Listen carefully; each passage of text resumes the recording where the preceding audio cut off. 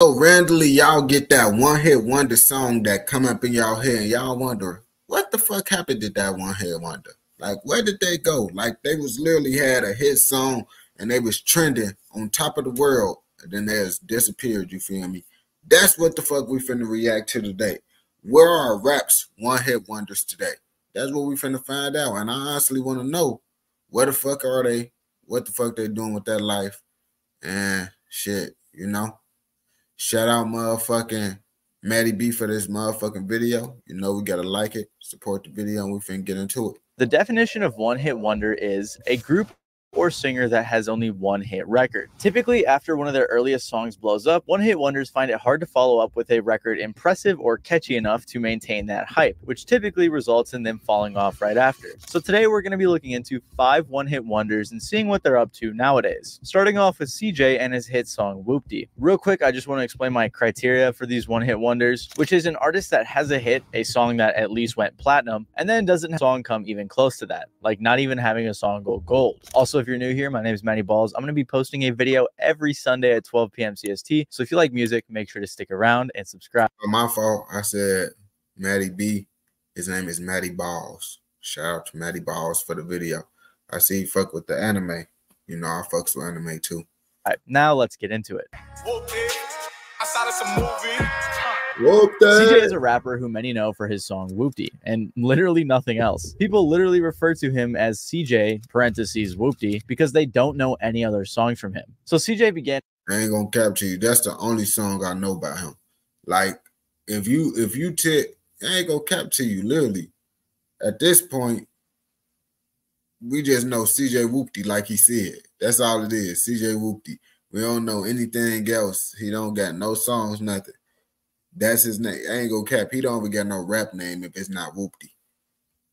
And his rap career as a kid and started posting music to YouTube and SoundCloud when he was just 14 years old. He released a handful of songs over the years and saw a little buzz after he likely paid for a 6ix9ine feature for the song Pop in 2018. So that's what I'm saying. That's my story.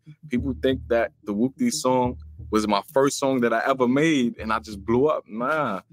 I got to do your research. I got to do your homework. I've been doing this for years, 10 years plus. I just happened to create Whoopty, and it happened to be the song that blew up. But other than that little bit of information, he was relatively unknown and hardly had much music out. Until, of course, he released his drill song Whoopty in July of 2020. This song was a smash hit, blowing up on YouTube and TikTok. It featured a catchy hook and a sample that had already been used by drill legend Pop Smoke, King Von, FBG Duck, and more. The YouTube video has over 450 million views, and the song itself went 2 times platinum. Shortly after the virality of this song, he signed a deal with Warner Records. He followed up Whoopty with the song Bop, which did all right, and then released his album Loyalty Over Royalty. Oh yeah, I ain't gonna lie. I did hear about the little song Bop that he made, but I ain't really listened to it, but I did hear about it. Which did not perform well at all when compared to his previous hit. With single after single, CJ was struggling to replicate the success he saw with Whoopty until he eventually parted ways with Warner Records. We had our differences with the label, and you know, we decided to part ways. I'm gonna leave it at that. But I do want to clarify, a lot of people who aren't doing so hot like to rephrase being dropped by their label as parting ways or having disagreements. It's very possible that CJ was dropped. Hello Yassine even claimed that he was dropped, but I'm not sure how accurate that is. Regardless, things started going downhill for CJ for a couple of reasons. One of the main reasons that he couldn't replicate his success was because he just jumped on a trend. A Reddit user explained fairly well why Whoopty blew up like it did and why he couldn't create a hit like it again. They said, Whoopty came out 2020, months after Pop Smoke died. Keeping it a grand, after Pop Smoke died, people were desperate for another drill star. That's why that shit plus Dusty Locane's shit got millions of views quick. I ain't gonna lie, he telling the truth because when Pop Smoke died, everybody was talking about, is this the next Pop Smoke? Is this the next Pop Smoke? And that's the only reason I know about that Dusty Locane nigga is because they said his ass was a knockoff Pop Smoke. That's the only reason. You feel me? So I ain't gonna cap that whole little drill movement and shit as a whole, that whole little drill era. That was just a little trend that they was on. Lots of them rappers, once you had to, once motherfuckers got tired of that scream and shit, now you gotta show your talent and shit. And lots of their ass end up falling off then. it ain't too many motherfuckers like K Flock and motherfucking D Thing and motherfucking. It's a couple other motherfuckers I ain't finna name. DD Osama, he pretty good at rapping this shit. Quick, and that was their first songs. After Pop Smoke died, one of the most popular drill artists, there was a huge longing for more hard-hitting, aggressive drill songs, and people began trying to fill that void. Whoop-Dee was literally made off a Pop Smoke type beat, so it's pretty obvious what market CJ was trying to dip his toes into. It was actually his first drill song. There was also another controversy going on with CJ where many people were accusing him of being a fake gangster. I'm not going to go too much into detail about this, but a lot of people lost respect for CJ because of this. Because like I said, I ain't want to get pigeonholed. I caught myself getting too deep into that drill shit. And I'm like, yo, I gotta remember, I'm not a drill artist, bro. Like, I'm over here beefing with drill rappers and this and that about the drill music. So I'm like, yo, bro, like, what am I doing? Like, I'm sitting here like holding myself into this little circle. Meanwhile, there's a whole world and a whole other genre out there, you know what I'm saying, that I could be working with. So that's why I just started just doing my own thing. On the comments of that interview with DJ Academics, people were saying things like, he basically realized he isn't about that life and he regrets riding the drill wave. And problem with rap is you can't be fake street. Once it's exposed, it's over. He's basically the Spanish Slim Jesus. Since all of this went down, CJ hasn't... I ain't gonna capture you, man. If you build, like, bro, if you not about it, it's better to just build your career being an independent motherfucker that's not trying to be that overly gang shit. Because if they find out you not really about that shit and you false claiming, your career is over with when motherfuckers find out you false claiming. 9 times out of 10, your career is over with when they find out your ass is capping in your raps. Released any music of his own since January of 2023. He hasn't posted on Instagram since then, other than a few IG stories here and there. So for now, it looks like CJ has gone MIA. He does have a very young career though, so the chance of him making a comeback is definitely possible. But with how much people just dislike him or straight up forgot about him, it's pretty unlikely. What you know about rolling down in the deep? Masked Wolf is an artist whose name you probably don't even recognize, but I promise you've heard his viral TikTok song. Yeah. I don't know who the fuck his ass is, but as y'all can see, I just sung that motherfucking song because that shit was everywhere on TikTok. Literally, I don't think people listen to those songs outside of TikTok. Like these one of the songs I didn't know. Like I don't think motherfuckers listen to outside of TikTok. If you do, I don't want to be around you.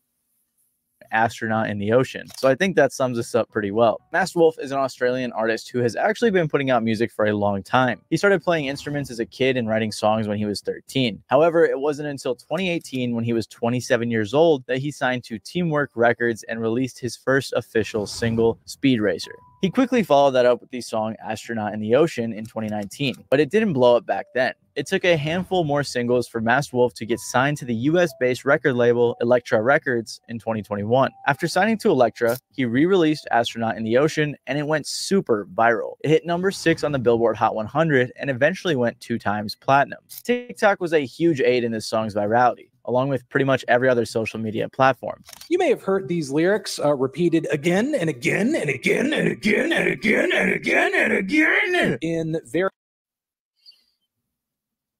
You see, like certain edits is like it. I feel like it just make it corny, bro. Like corny gang. Like yeah, like just come on, bro. You just be like, you know that shit that's annoying as hell that everybody keeps singing. Yeah.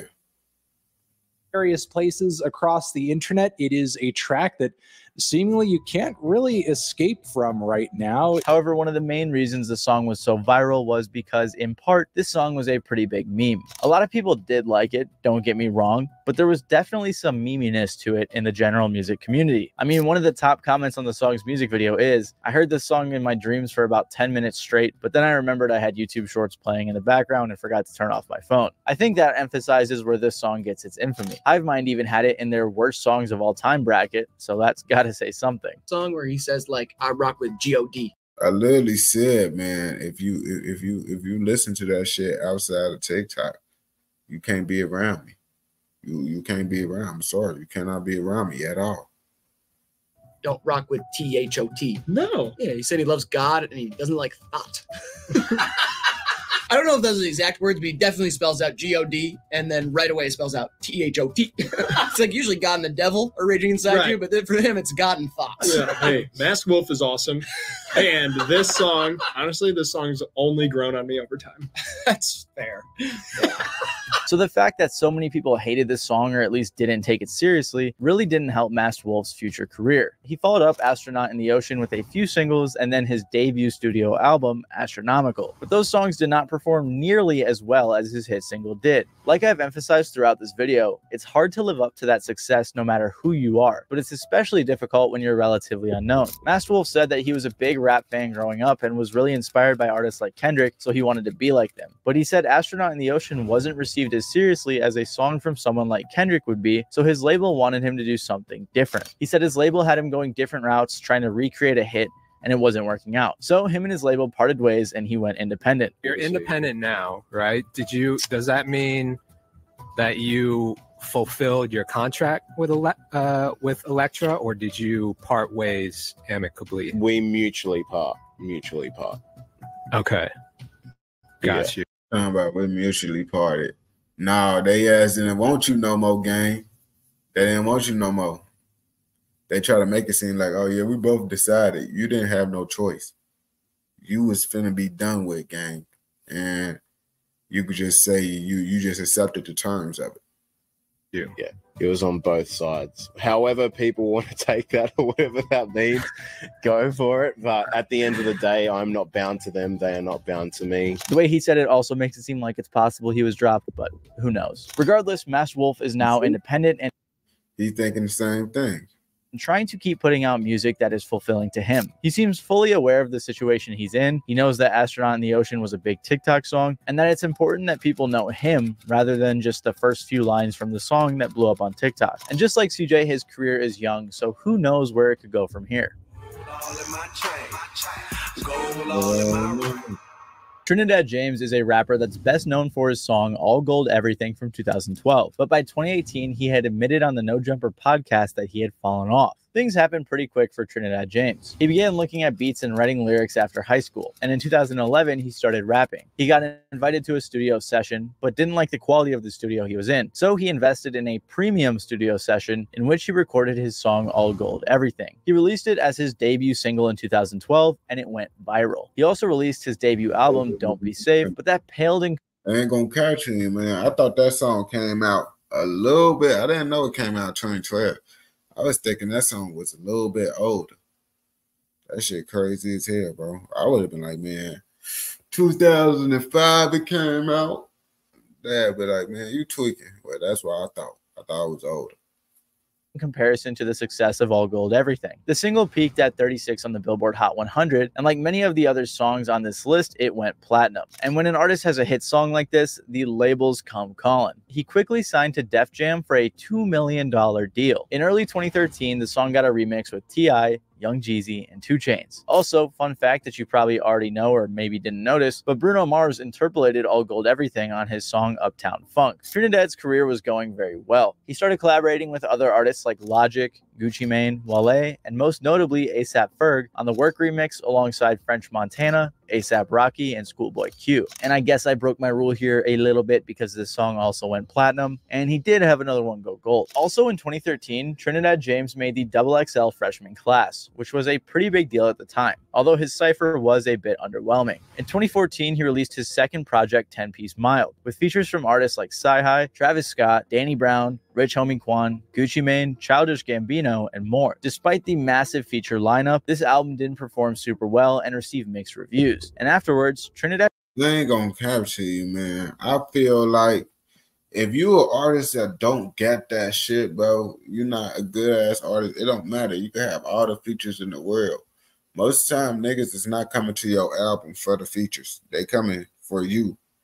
And basically, lots of the times, you know your album is good when they say the motherfuckers you added is fucking up the album. You feel me? But motherfuckers is not coming to your album for a motherfucking feature. Unless it's a very exclusive artist that they don't hear from a lot. Didn't release music for a while. Around this time, he was dropped by his label, which which he announced in a tweet by saying, "I should tell y'all, I got dropped from my label. My album is now free. If you hear your beat or verse on it, I hope you want dap because I got no money." Which I gotta say I respect, because like we've seen other people possibly do on this list, a lot of people tend to lie when they're dropped by their label. He was also in some hot water for some comments he made about New York and had a little bit of a beef with Charlemagne, but that didn't seem to be the main reason his career began to decline. Some people thought it was, but he didn't fully agree with that take either. Right. So when I went back and looked at that New York situation, I look at that as like, oh damn, y'all got to just see an angry black man talking this shit. And you get to learn that if you allow social media to tell your narrative, like I talked about just to say that earlier a second ago, or whatever, then you. But what's cool about Trinidad James' story is how he was able to turn that negative into a positive. He didn't stop releasing music, created his own label, Gold Gang Records, and also had a handful of industry connections that he was able to utilize. He continued releasing music with people like Offset, Lil Dicky, Young Thug, and many more. His music never got nearly as close to the success of All Gold Everything, but he was able to use his skills to make other big moves in the industry. For example, he did some writing on Bad Baby's High Bit, which was a huge song, and he also featured in Childish Gambino's screenplay, Clapping for the Wrong Reasons. He also guest starred on an episode of Full Size Run, a sneaker podcast on Complex, and he eventually began working with them regularly. It just kind of popped up. You see, that's why I'd be like, bro, when them rappers fall off and them celebrities fall off, it's because they wanted to fall off. They let themselves fall off. Because with all the connections and shit you get, if you do that shit right, you ain't gonna fall off. You could get back on real quick. Just use your collections the right way. Bro, like I did this show as a guest. And then my accountant was like, hey, bro, maybe you should go up there and do the show. And I was like, I don't need that money.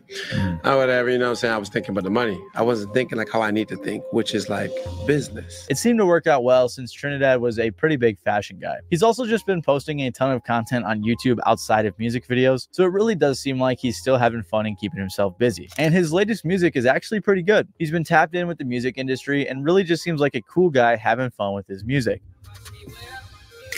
Silento is I ain't gonna cap. Salito, he had the world on locks at one point. Y'all can't sit here and say he didn't have the world on locks. Everybody was trying to do that fucking dance.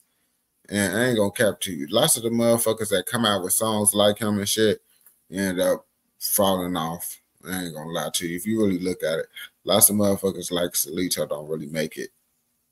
Probably the best example of a one-hit wonder, because after creating the viral hit song and dance with Watch Me, he fell off the map and later ended up in jail for murder. So Silento began his career in 8th grade, working with small producers making music and posting it online. Eventually, when he was a junior in high school, he found a guy named Bolo the producer and made a song that he knew would be a hit. He started getting in contact with promotion companies and eventually signed with Capitol Records as they believed in the hit potential of this song. Capitol Records wanted to try a new campaign leveraging the popularity of songs that encouraged the listeners to do a unique dance, which was really popular at the time. Then they released the song Watch Me with Nene. After being released on January 6th of 2015, as I'm sure you all know, this song and dance became the biggest thing in the world. Watch Me went 6 times platinum and has about 2 billion views on YouTube. And if you weren't there at the time, everyone was doing this dance. Even old white dudes on the news were doing it. Watch me whip, whip, watch me Nene. All right. Watch me.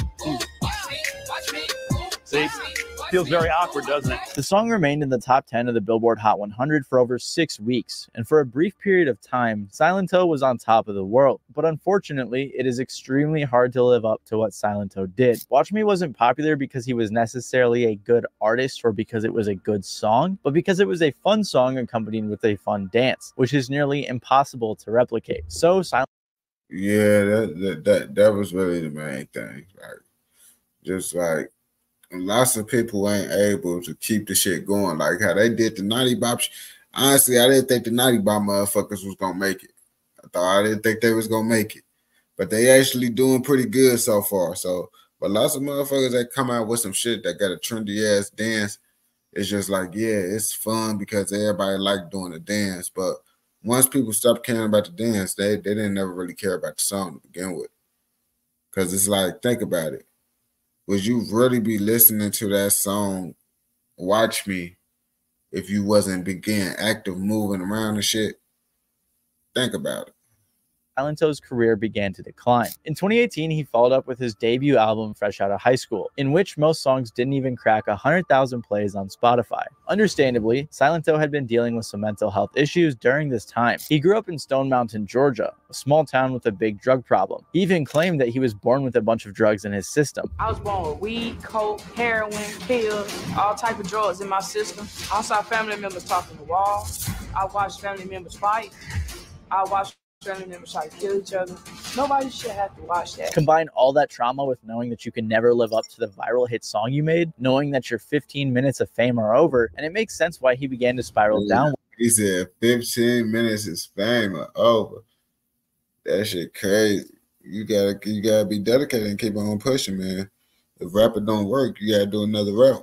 He was actually dropped by Capitol Records before his debut album even released, once they had finished milking as much money as they could from Watch Me with merch, tours, concerts, and everything in between. At the end of the day, you know what I'm saying? I was 17, but I'm 20 now, and you know, the deal I had, I got it terminated.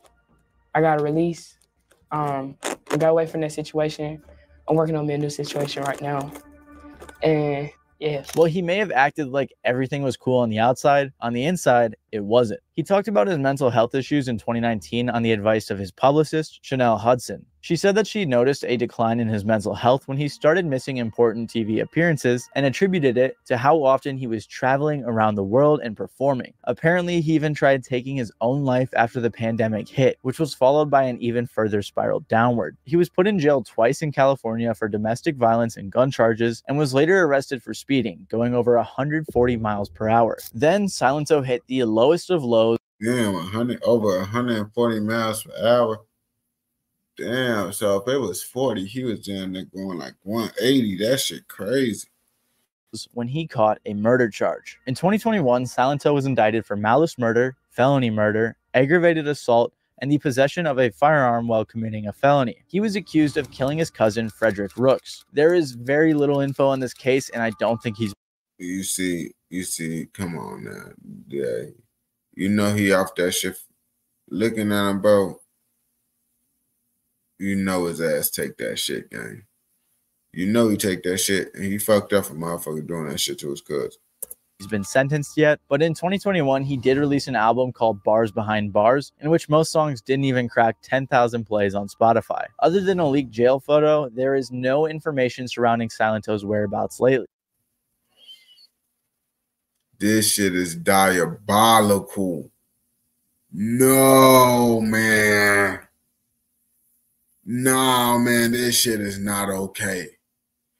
Like motherfuckers talk about my haircut. Look at that shit.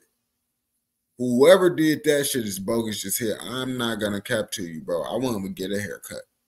I want him to get it. Well, and then he got the shit on the top. What the? Nah, man. This shit, wow.